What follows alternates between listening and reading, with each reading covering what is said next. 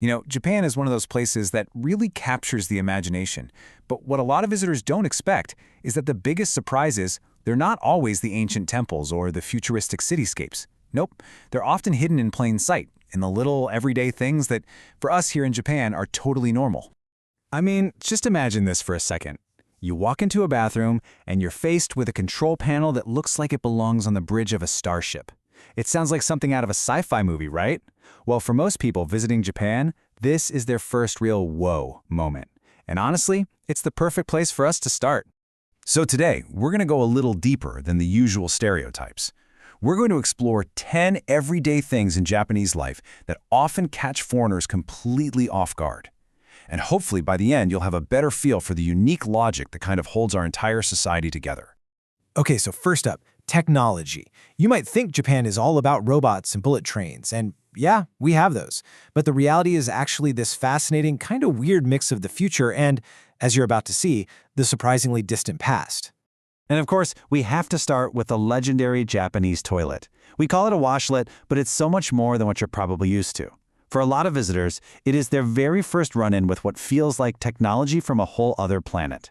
See, this isn't just about getting clean. It's about total comfort and, maybe most importantly, privacy. Heated seats? That's pretty much standard. But the most uniquely Japanese feature has got to be the otohime, which means sound princess. It plays a flushing sound to cover up any, well, other noises. And why? Because in Japan, even in the bathroom, being considerate of the people around you is just everything. All right, so once you leave that futuristic bathroom and hit the streets, you're going to notice the next surprise almost immediately. Vending machines. And I don't just mean a few of them here and there. I mean, they are literally everywhere. And you can buy just about anything from them. Seriously, forget sodas and candy bars. How about a can of hot corn soup on a chilly day? Or fresh farm eggs? You can even get a full meal like ramen. And no, I'm not exaggerating. This is just a normal Tuesday here.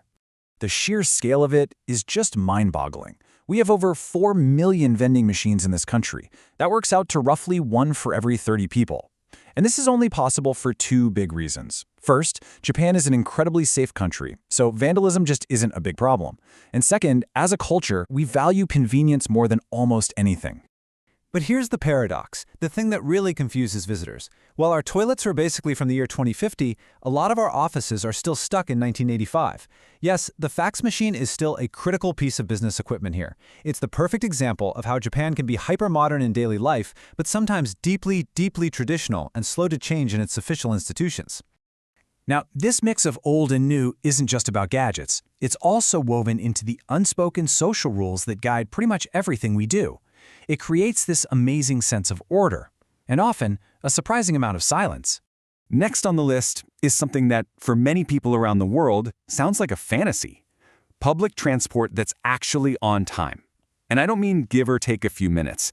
I mean exactly on time, down to the second. Here, punctuality isn't just a nice idea, it's a core part of the culture. So if a train is scheduled for 7:14, you can bet its doors will be sliding open at precisely 7:14. In fact, if a train is even 1 minute late, it's considered a really big deal. If it's more than that, the train company will actually hand out official delay certificates for you to show your boss. It's that serious. And what happens when you get on that perfectly punctual train? Almost total silence. You know how you might see people having loud phone conversations on a train in New York or London? Yeah, that just doesn't happen here.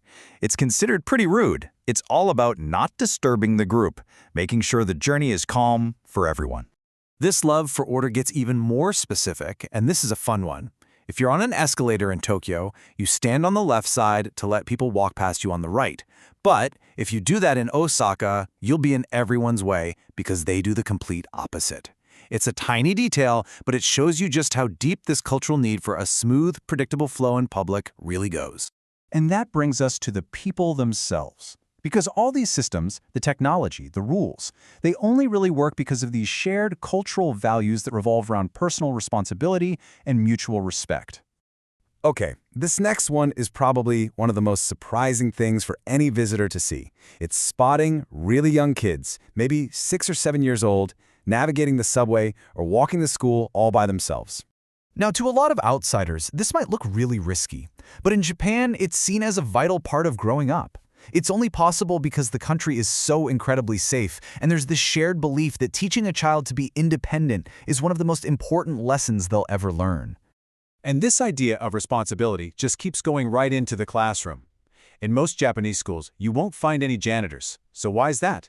Because the students do all the cleaning themselves. Yep, every single day after lunch, it's cleaning time. And this is not seen as a chore or some kind of punishment. It's treated as a crucial part of their education, just as important as math.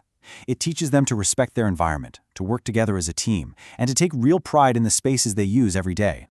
And here's something you'll notice pretty fast when you're walking around our cities. There are almost no public trash cans. It's so confusing for tourists, who end up carrying an empty water bottle around for hours, just looking for a place to throw it away. The reason our cities stay so clean isn't because we have an army of street cleaners. It's because of a really basic social rule. You are responsible for your own trash. The expectation is simple. You just carry it with you until you get home. The whole city stays spotless because everybody takes personal responsibility for their own little part. And finally, number 10, the bow. It's so much more than a simple hello. Bowing is a language all on its own. It's used to show respect, to say thank you, to apologize. The depth of the bow, how long you hold it, it all communicates different things. It's this constant physical reminder of social harmony. So, from the high-tech toilets to the missing trash cans, I think you can start to see how all these surprising details aren't just random quirks. They're all little pieces of a much bigger cultural puzzle, the core values that really hold Japanese society together. And this is probably the most important thing to take away from all of this. It's so easy to see these things and to romanticize Japan as this perfect, magical place. But it's not. It's a real country with its own unique way of doing things and its own challenges, just trying to balance its traditions with the modern world, just like your country is. So I'll leave you with this to think about. The next time you're out and about, whether you're at home or traveling somewhere new, just look for the small details, the little unwritten rules, the everyday objects. What do they tell you about the culture that's all around you? I think you might be surprised by what you find.